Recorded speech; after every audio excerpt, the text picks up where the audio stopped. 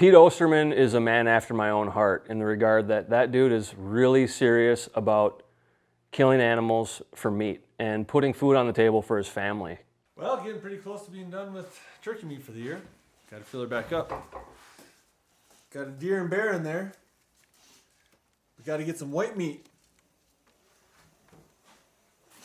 His whole family eats wild game religiously. They don't really buy anything from the grocery store. So Pete has a lot of motivation and incentive for killing as many turkeys as he possibly can during a single season.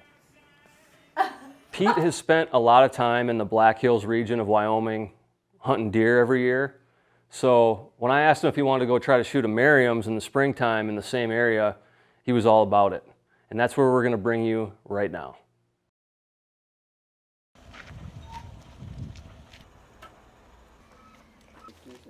Well, but you get it fixed on me. Where's the Yamaha? Well, it's resting in a graveyard. The bearings got a little warm, so the trailer will not be making the trip to Wyoming. Nor will the Yamaha. So looks like we're going to have to do a lot more walking this trip. We just saw some turkeys. Our first Merriam turkeys. Strutter. Yep. Yeah. Yeah. Sorry.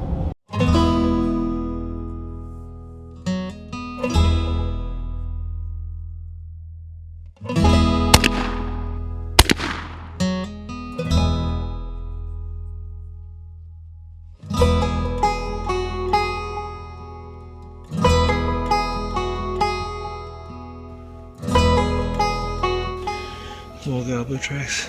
But it did just snow a couple inches here last week. Could have made the sign look old week old if they're still in here.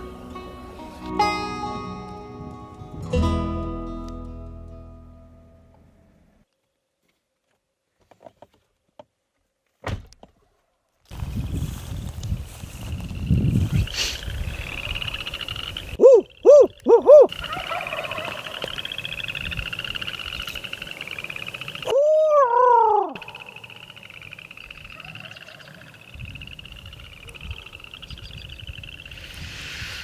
Alright, I gotta get underneath them for the morning.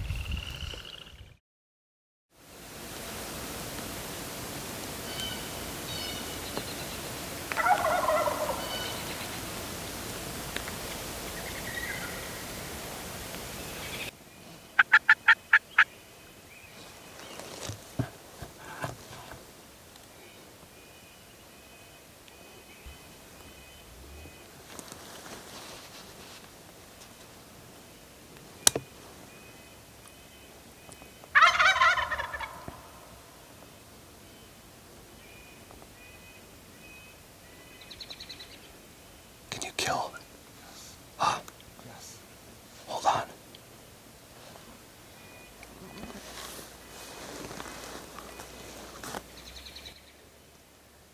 Okay, you're gonna take the close one. Or no, you take the far one, the closer one. Closer one will be easier for me to shoot. Okay? Kill him.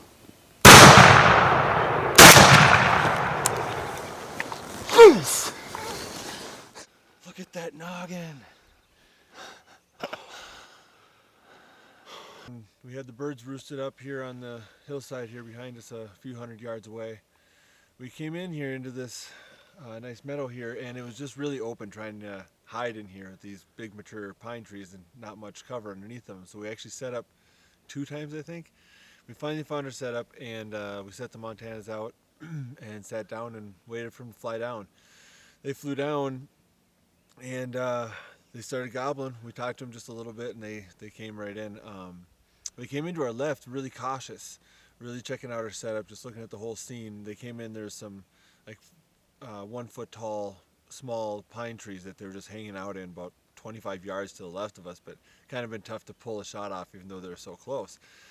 So we just let them walk and work on in. The one came in and gobbled at the decoy, but he still wasn't fully committed. And the other gobbler was staying a ways back. He was kind of staying back. I think he was a submissive gobbler. And they came in and looked like the submissive was going to run or go over the hill. So I took a 56-yard shot with the TSS and just stoned him. And the other bird gave Josh a second, and he stoned his bird at probably 35 yards. And I go over and get my bird, and there's no barring on the wings. I don't even know the numbers of how rare that is, but it's pretty awesome.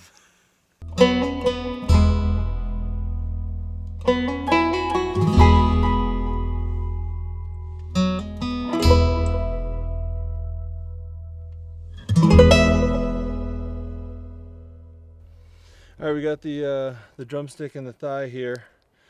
Perfectly good meat. It is very, very tough. So you gotta cook it well, or cook it for a long time, rather. I like to separate the drumstick and the thigh, and I actually just take the thigh and I debone it. I take that thigh bone out and I grind the thigh meat. And so then I mix it with pork just like I do the venison, and then we have both our ground turkey meat and our ground venison meat, you know, for tacos or spaghetti or whatever, what have you there. So I just take that bone out. I have that, and then the drumstick I slow cook, or I'll even, a lot of times I save the whole carcass, and I save the liver and the gizzard, and my wife actually makes turkey stock out of it.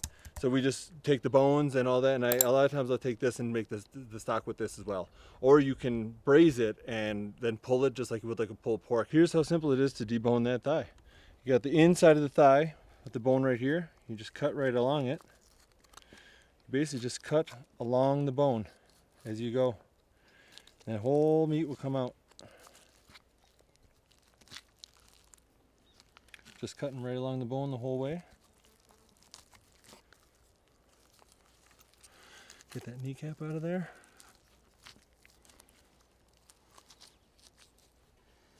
And there you go. And I cut that up grinder size. Then you got your own ground turkey. We're just wrapping up this hunt. Tagged out in a day and a half. And now we're going to head over to Nebraska, hit some public land where my turkey obsession started with Josh so many years ago. And so we just got to take care of these birds, and we had some trailer problems, so we got to head back and pick up our trailer, pick up the Yamaha, and hit the road and go chase some more birds in Nebraska.